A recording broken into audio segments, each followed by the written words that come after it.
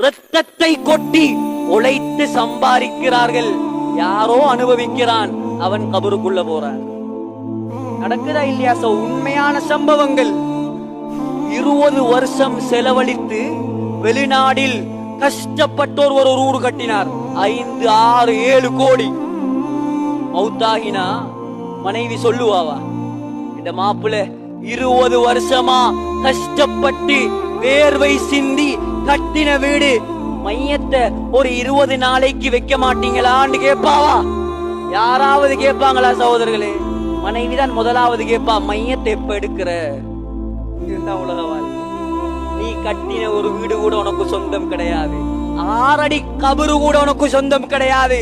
அதிலிருந்தும் அல்லாஹ் வெளியெழுப்பி விடுவான். எனவே ஏமாறக்கூடாது, ஏமாற்றக்கூடாது.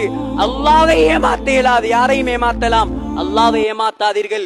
போலியான வாழ்க்கையை நம்ப வேண்டாம். அல்லாஹ்வுக்காக ஒதுங்குவோம், குறைந்தது தொழுவோம், அல்லாஹ்வுக்கு வழிபடுவோம், ஹராத்தை விட்டு எங்களை பாதுகாப்போம். உலகத்தில் நல்லவர்களாக வாழ்ந்து ஈமானோடு மரணிக்க அல்லாஹ் நம் அனைவருக்கும் தௌஃபீக் செய்வானாக.